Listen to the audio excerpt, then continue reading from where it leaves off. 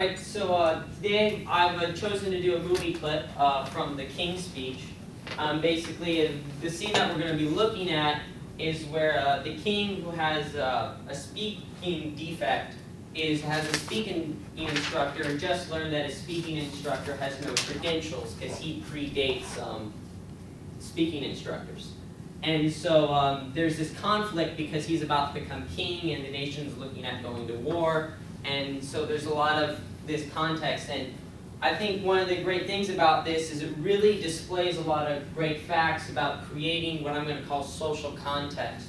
And there's a lot of ways that he does this. The speaking instructor, I think, displays an incredible ability of communication competence by driving the king at a conclusion, by forcing the actions out of him, by in essence manipulating rules and nonverbal reactions that we give as a person. He manipulates communications to achieve his end goal, basically to embetter the king. A lot of things else in this were like verbal attacks, controlling communication, lots of defensive reactions, kinesics, concepts of superiority.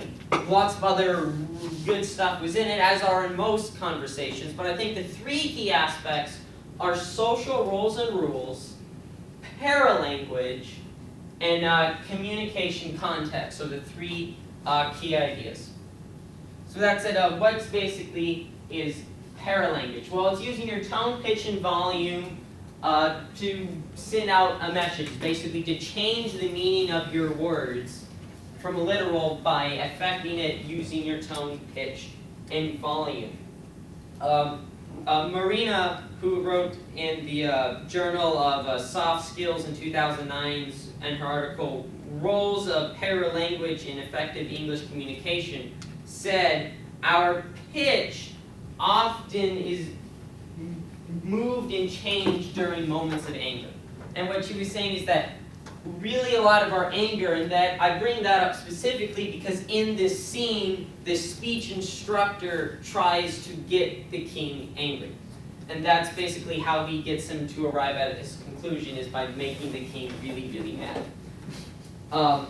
So that's basically the use of paralanguage, that changes our meaning of our words based on how we say them. The next aspect was social roles and rules. This is very prevalent in the scene. These are things that people are supposed to do in any given society. Aluri Maduri, I'm probably butchering that name because I can't pronounce anything from the Middle East to save my life. In 2010, from the Journal of Theory of Social Behavior, wrote in his article, Imminent Non-Algorithmic Speaking Rules, says that the ability to know when social rules should no longer be abided by is the most important part of communication and social action. Basically, the idea to know when a rule that we all are supposed to abide by should no longer be abided by is a fundamental part of our communication. And we will definitely see this in the scene, and one of the key ways that the speaking instructor gets the king mad is by not respecting any of the social roles and rules in that way. The next key concept is communication climate, which is basically the physical, sociological, and psychological factors in our communication that, is conducted in. It's basically the setting that our communication is going to be conducted in. That's pretty much what the climate is. So this doesn't just involve the actual physical space, it also involves the emotions that are coming into this, the opinions of each other that are coming into this. Our past conversations play a role in this social context. And so basically, our communication climate will be changed based on our relationship with other people. Our relationship with each other will be affected by all these different factors. And what we'll see some of specifically is that a lot of the climate is set in this following scene by the fact that the speech instructor never told him that he had no credentials.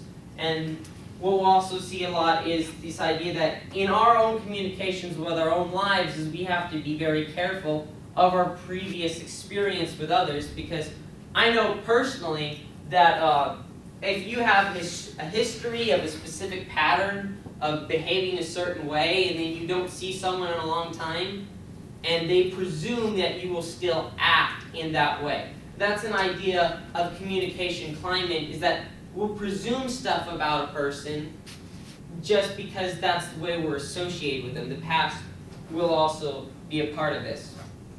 And so basically what this also leads up to is this idea of what I call social manipulation, which is basically the point of it is that you're trying to manipulate a person to your own end goal, to your own purpose. Adler and Proctor, had mentioned a key aspect of communication climate is that it is basically the setting in which our communication is done in. That was electronically published. And so what the point is, Adler and Proctor is making, that our communication climate is, again, the setting that we're doing it in, but the key aspect is that it's also going to be done by the way we conduct our conversation. And this conversation in particular is centered around this idea of socially manipulating someone. With that said, I'll go show you guys the movie clip right now.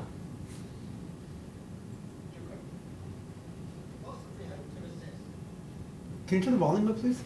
Oh yeah, one second. Where's the volume? Escape. Oh, escape. There you go. Is this one in? No. Oh wait, there it is, Yeah. very bottom. Careful now, don't do that. All right, go for it. You're at 3 minutes left.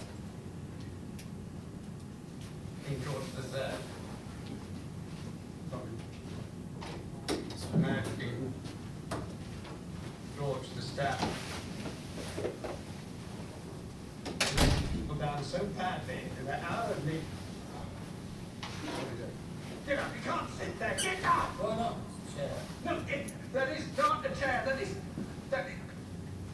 is St. Edward's chair. People That have their names on it. chair is the seat on which every king It's held and in queen. by a large rock. That is the stone of Scone. You are trivializing everything. You I trivialize don't care how everything. many royal Listen to me. arseholes have sat. Listen to me! Listen to me! Listen to you by what right? By divine right of you, master, I'm your king. No, you're not. You told me so yourself. You said you didn't want it. Why should I waste my time listening? Because I have a right to No, it. it's I not. have a voice. So the thing that he tries to get him to get to his conclusion is that idea of breaking free of his defect, to break free, to find courage and confidence. And the way he does this is through manipulating him to having anger and rage. Lobettel, Arntz, and Wise posted an article called How to Push Someone's Buttons in 2008 from the Psychological Press, said that people said that they felt more anger as you increased anger-inflicting ideas. And you can kind of see this from the scene, is that when the more you push someone's buttons, the madder they're going to get. And though this isn't going to be really recommended in all of our conversations, in this specific instance, it benefited the king by socially manipulating him through anger for his own embetterment. Thank you.